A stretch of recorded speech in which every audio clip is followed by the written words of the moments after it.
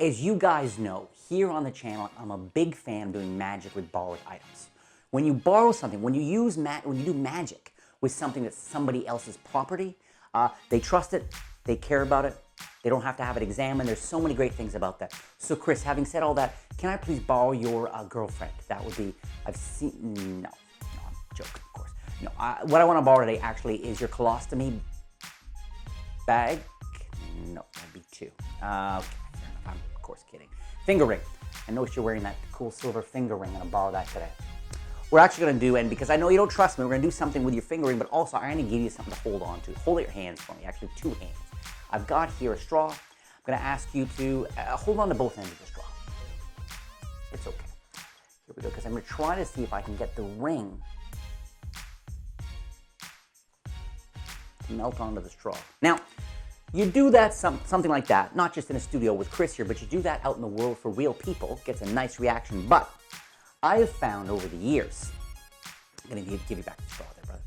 I have found over the years that if you isolate the ring, if you take the ring and isolate it balled up in a napkin, then you get the straw back. I find trying to bring the two together now is really interesting, because the question is not just making the ring jump from your closed fist onto the straw, but I'll have you hold on to the ends like before, brother. And I'm going to rub the balled up napkin actually against, and see if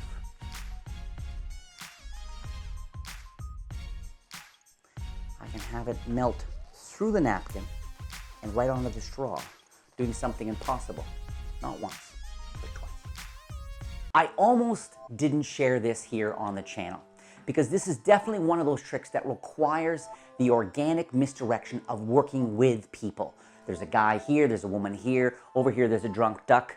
I warned him. But you got this kind of dynamic going on. You're borrowing things, you've done a couple of things, because you do need, in the moments where you're secretly loading the ring onto the straw, you do need those interactive moments. Here on YouTube with a locked off camera, we just don't have that. So I almost decided, this was one of these things, I almost decided not to use it, but I decided I wanted to share this with you because it's just so organic and commercial. You can use it with straws. You can use it, of course, with wooden stir sticks. If you're very strong and very big, you rip a frickin' tree out of the ground and you get some big hoop from the big hoop store, and you do that, okay? So your options are all over the place, and I really wanted to share this with you. Also, the performance you just saw, the two-phase, I'm going to share with you a couple of more ideas in this tutorial now. So if you're familiar with this stuff, this goes way back, at least as far back as Al Baker and ring on stick stuff. Apparently he created most of that when in solitary confinement in prison. So I'm not sure what that's about. The ring on the stick. I don't know. Sticky. Ring on sticky. Probably a whole different library of kinds of effects there. So I'm going to show you the handlings. I want to just show you some of the psychology behind it. And like I said, a few additional ideas that I think, even if you're sort of familiar with some of this work, I think you're going to find a couple of these ideas are fresh and valuable for you as well. Let's do it. And after that, we'll teach the trick. A couple of pointers right off the bat here. When you borrow a ring, it's always nice to, rather than just saying, does someone have a ring, it's nice to see the ring on someone's finger. Because when you see the ring on someone's finger, you can see whether it has a lot of gems on it, and you never, ever, ever want to borrow a ring if you can avoid it with any kinds of gems, okay? Because even if you don't drop, if you drop the damn thing on the floor and a gem goes flying, you could be paying off that sucker for another year, right? Number one. Number two, I haven't had this happen to me, but I have heard of magicians who borrow a ring with a gem or two in it, do a trick, they don't drop it, they're careful to give it back, and the person goes, a gem is missing. And they know there wasn't a gem. And so sometimes it's not even just a spectator trying to be deceptive. It could be someone who sincerely thought there was an extra gem, this and that. So the bottom line is, for a lot of this stuff, I try to borrow just simple wedding bands, that kind of thing, okay? So having said that, let me give you a couple little tips here. For starters, you can do it borrowing the straw, okay, and going right in cold from there. But what I like to do in a restaurant or a bar situation is to already have one of the straws in my back pocket. By having one of them in my back pocket, not leaning this way, but leaning this way, and you don't want it all the way down, okay, you don't want it sticking way up, a couple of inches up from the pocket's perfect. What that's going to do is allow that first load on the ring, is the first time I load the ring onto the straw is going to really flow for me, which is great, all right? So that's like that. So I start by borrowing a ring. borrow a ring, say something nice about it, and say, look, you may not trust me, so how about an exchange? I'll give you, if you let me keep your ring, I'll give you the straw. And the idea of saying, let me keep your ring and I'll give you this straw is inherently funny. It's a gag. Makes for perfect misdirection. I mentioned this a lot on the channel. I love throwing out a gagger here or there, and boy, there's natural misdirection every time. So you're going to take the ring and apparently put it in the left hand. Real casual. I'm just using a finger palm, just holding it in finger palm. I'm not using my thumb to keep it there. I'm just curling the fingers around it, okay? And really this finger, the ring finger, ironically, is the one that's really holding in place. And notice that I don't put and close. There's this half-beat drop. When I do it, there's slight, it takes a lot of practice to get the timing on that, okay? Notice you could do a thumb palm, but you need to get the ring back into the finger palm position for the secret load on. Okay, but let's assume we're going from here. Pretend to put it in the hand. Okay. And I'm going to swing to my back pocket. And as I swing to my back pocket, I'm going to take the ring and with my thumb basically move it into this position. Okay. From here to this. So that when I go to the back pocket, I'm going to feed the ring. I'm going to find the straw, feed the ring directly onto the straw, and with my pinky, I'm now going to kind of pull the straw a little up, just to shift up as my hand moves forward like this. Now, where you want to get to, it's not great coming forward like this. Not that they're going to think, hey, my ring is in his hand and it's on the straw. They have no clue, okay? But the sooner you can move your hand into this position, the better. I've even been in situations where I borrow a ring from a woman, and it's a very small ring, and I'll move it behind the two fingers, okay? My angles are perfect. It's almost only for one-on-one. I mean, that's really clean. But this is totally legit. So you're pressing the thumb down on the ring, letting the straw, like that, and you're just holding it like this. And remember, you just finished the line, is you let me keep your ring, and how about I give you a straw? And you got that laugh there, or that chuckle, or he's crazy, or whatever. I also, when I'm coming forward, I intend to move this grip from here to here. I want it to look more like I've got the ring in my hand. And this is all happening at the same time. I lean in, they hold on to the ends, and while they're holding on to the ends, you don't want a pause here, for more than a beat. Then I bring this up and over, and I pretend they're holding on to both ends of the straw at this point, and I take my time. Don't rush this, okay? Because I find, see, if I come up quickly like this and hit it and move this hand away, there can be a sense of why was that hand there when this came up? But if the theatrical motivation is both hands are there to massage and magically rub the ring somehow onto the straw, it implicitly justifies this hold after the fact, okay? So I rub, and then it's nice to get, as it comes off, it's nice to get that rolling, coming away and rubbing against it with a finger, middle finger or first finger, and you get that first penetration.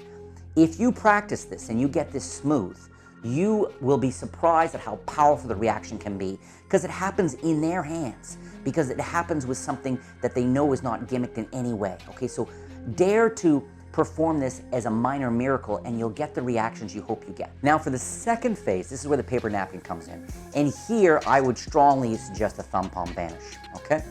And again, I'm always about building the trick. Even when you repeat like an ambitious card phase, where the second phase is very similar to the fourth phase, they're almost identical. It's great for your verbiage, for your script to give a sense of a building, of a making more impossible when you repeat something. So here I say, look, let's try it again, so you didn't think it was a fluke. I like saying that, because the notion of, hey, I fooled you once, now I'm going to fool you again, inherently can rub people the wrong way. Real old school magic and make a fool of somebody, and I don't want to do that. So we'll say, let's try it again so you know it wasn't a fluke. Okay, and that sort of almost brings it back to me rather than on them, which I like. So here, I pick this up off the table, and I apparently take the ring and isolate it inside the napkin. Here you're working on the macro level, okay? You're not trying to deliberately make it look precisely. I mean, notice I could do a thimble vanish. It could be here, I could come in and do this, okay? Which I think looks more convincing ultimately, but it's a bit of a weird way to do it. So instead, I want to do it naturally. I'm going to take the object and apparently put it in there. Here, I'm going to bend my finger and put it into thumb palm, okay? So the exposed view, here, just curl the finger and grab it with the thumb. That's what I'm doing.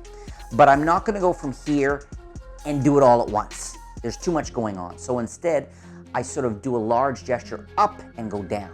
And it's in the up and down, down. It's in the up that I curl in the finger palm as smoothly and quickly as I can and down. That way the large action is going to conceal the small action of me taking the ring and putting it in the hand. Okay? And don't leave your hand here. You wouldn't. You'd drop it and it would fall to your side or fall to the table. Okay? Or you pick up the straw. All about your flow.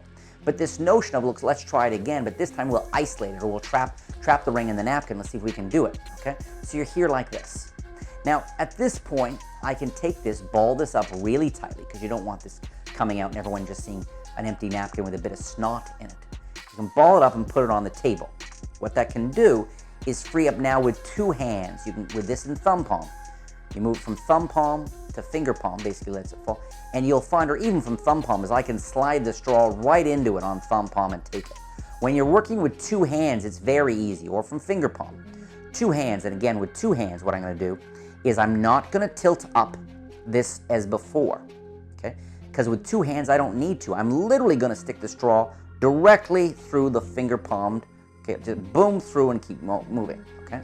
So with two hands, you've got, notice I can do the finger and thumb, can line up the straw, getting ready, so even in just pushing it straight in, it goes right through the ring and I can move forward. Okay, so you can really be, now that's the two-handed, which is really convenient and easy. The one hand is definitely harder. If I just put it in here and I'm in thumb palm, boom, ball it up, all focus is up here, bring this up to my face, say a line or two, whatever, here like this. That if I bring this up towards my face, the eyes come up, freeing my right hand to do this, the dirty work or secret work down here. Here now, I'm going to this time get it into finger palm, and if I'm doing it one hand, then I'm going to pick this up, point it into the ring, and work it up. And you can see that takes an extra beat or two, which is why, you know, on camera, you guys are burning me here because you're students of magic, etc. I've got no misdirection. But in a real performance, I'd have plenty of misdirection to pick this up, gesture with this, line it up, get it into the ring, and then come in, okay? And now I'm in like that. So there's a couple of comments about two-hand versus one-hand load-ons. Someone holds onto the edge again like this, and you can do the same person or maybe move it around to somebody else. Okay. Then you're going to take this up like this, and it's up to you whether you want to kind of pretend that you're opening up the napkin a bit, or maybe it makes more sense to simply, since you've isolated this, you're going to come up like this. You could even put this in your own fist. They're holding onto the edges like this, like that, okay? And then you can pull your hand away showing that. Or two-handed again, do your rub like this. You've just picked this up, sorry. They're holding onto the two ends. You've held this the whole time. Come up here and just rub, and then move your hands back, and once again leaving that there on the straw, giving the impression that the ring melted through the paper napkin and the plastic of the straw. So a nice sense of building there as well. Now notice with the napkin idea, I actually riffed this years ago with a borrowed coin and just sort of flown around. I think I may have had a drink or 9. So I'm there, and by 9 I don't mean 9 drinks, I mean, for my German friends, a drink or not is really what I mean there. Is a ring, a coin, any small object, just the idea of isolating it in here.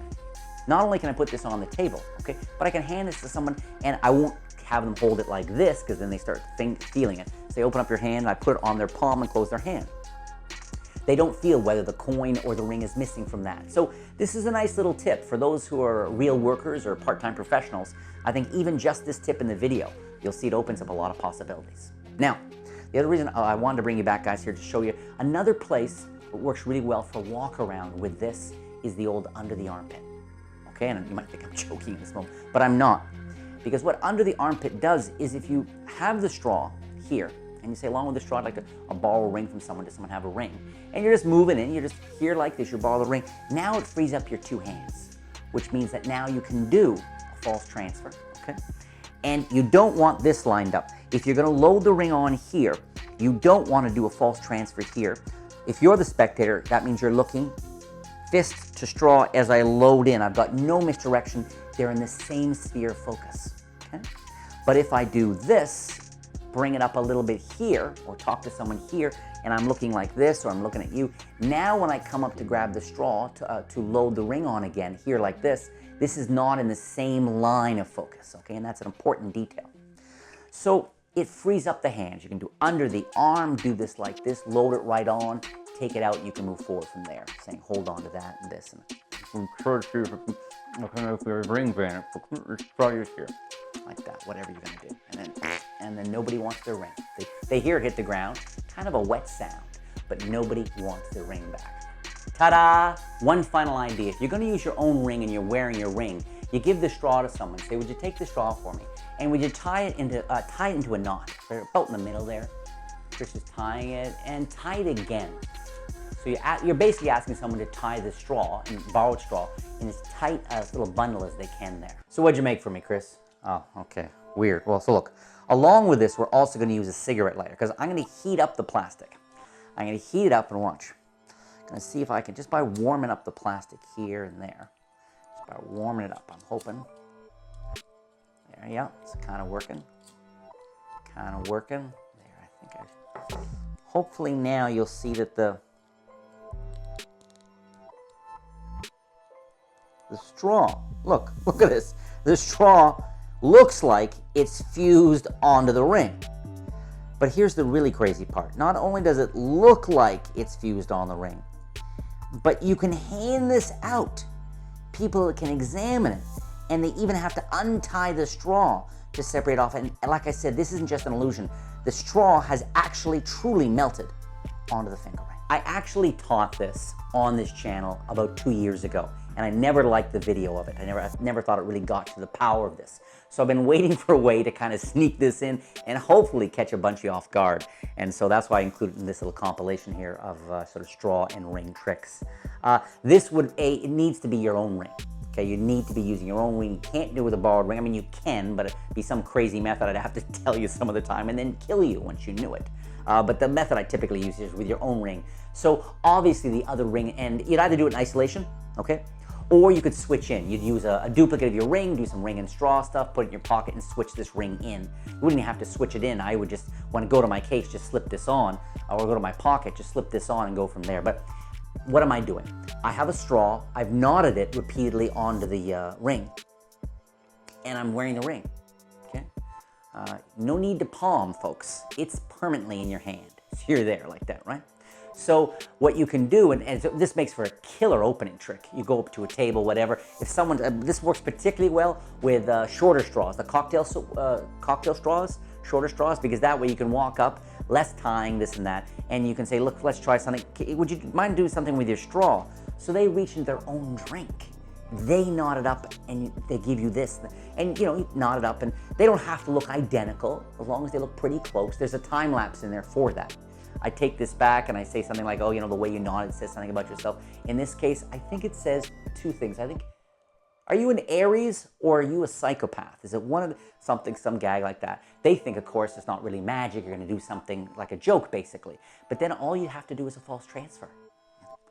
Take it, whether it's thumb palm or finger palm, pretend to transfer it from one hand over to the other. You can even, notice you can show it. What's cool about this is even after you do, say, a shuttle pass or something, you can put it in the other hand and immediately show it, whatever you're gonna. Now, again, notice I mentioned I'm going in my pocket before I did. You never wanna go here, hand in pocket quickly and then say, oh, I'm getting a lighter. Okay. You wanna be going, along with this, we're also gonna use, actually, I got here a cigarette lighter. Flows, no sense of switch, it's right there. Now you warm this up here like this, okay, get it warm, then a fist around it, giving a time lapse, okay? Do not put this back in your pocket at this point. Whenever you're using this structure, you can do it, but hand in pocket, better to give it to somebody, better to put it on the bar, okay? Have all focus uninterrupted here, you get this, and look. Now when you say to people, oh, it's melted onto my ring, they don't know you're lying, I should say, they don't think you're lying, they know you're lying. They know straws. They know there's no way it's now melted on there, which I love. Then you take this off, you hand this to somebody, make sure they examine it. And when the only way they can get off is by untying it, then they can examine everything. It's kind of down-to-earth street magic that I love. Let me know if you need a spotter, or we can have a Python salesman come in. Those are always upsetting. There's something about someone going door to door selling pythons. Doesn't sound like a good idea to me.